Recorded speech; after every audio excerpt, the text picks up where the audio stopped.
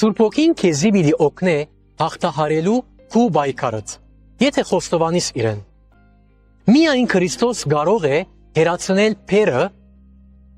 Հիսուսը ասավ. «Եկեք ինձի, ով բոլոր հոգնած եւ բեռնավորվածներ,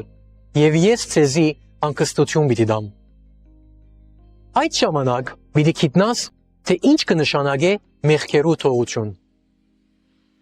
Երբ դու նոր հարաբերություն ունիս Աստծո հետ, անկես կդանի արդարության ջամփով։ 20-րդ Սաղմոսը։ Եվ դու կգրնաս քու անապահովությունդ յետից ցկել։ Դու այլևս չես կասկածիր, եթե իսկապես բրգված ես։ Փոխարենը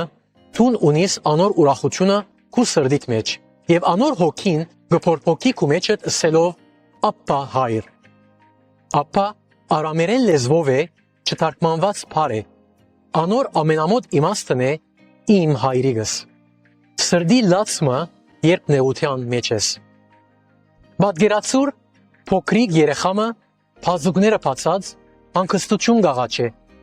Հոգին կհաստատե քու հոգիիդ մեջ, որ դու այդպիսի մոտեցում ունիս Աստծո հանդեպ։ Այս քաղցր հայրական հարաբերությունը կշարունակվի երեխայեն ժառանգորդի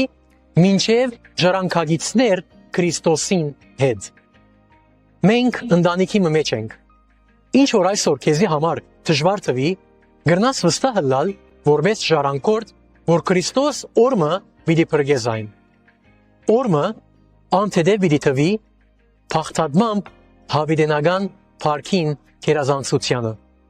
Երկրորդ Կորինթացիս 4:17, ուր մենք անոր հետ պիտի վայելենք։ Այս բոլոր բաները մերն են Քրիստոսով։ Երբ Աստծո հոգին կղեկավարե եւ դագավին քալիքին ավելին գա։ Ամեն։